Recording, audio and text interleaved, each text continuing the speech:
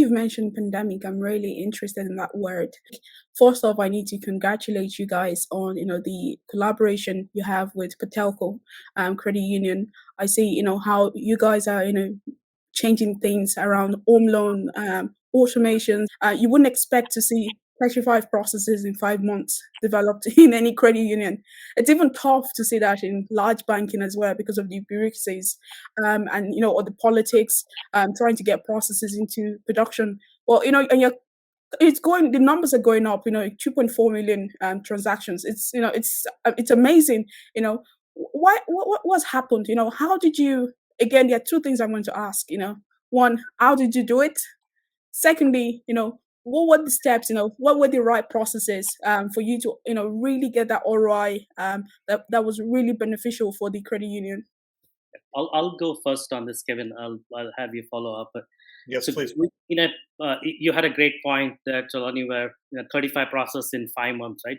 It was a big order, and the reason for it was it came from the top down, right? The CEO knew that in 4 months they are getting a flood of refinance and HELOC applications that are going to come.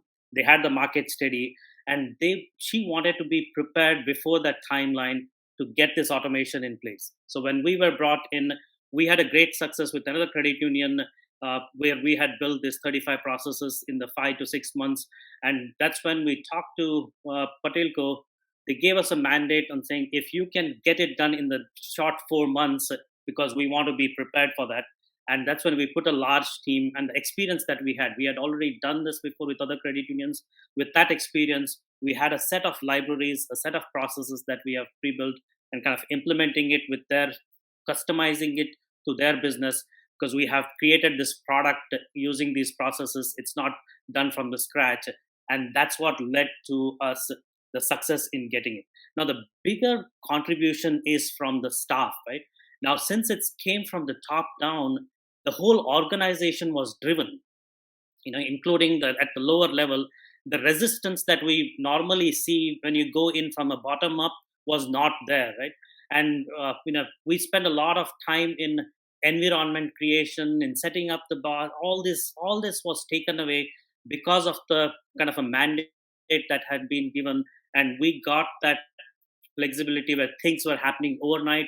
The processes were identified. We did the discovery, talked to all the team members, documented their processes in 4 to 8 weeks, and identified these processes. So the approval process was not delayed. That moved faster, and then us having the experience kind of got to a point where we were able to do so many processes. And third component was, since we had built a product around it, very data driven. We were capturing data on every step of it and using that as an analytics to fix things much faster and stabilize them.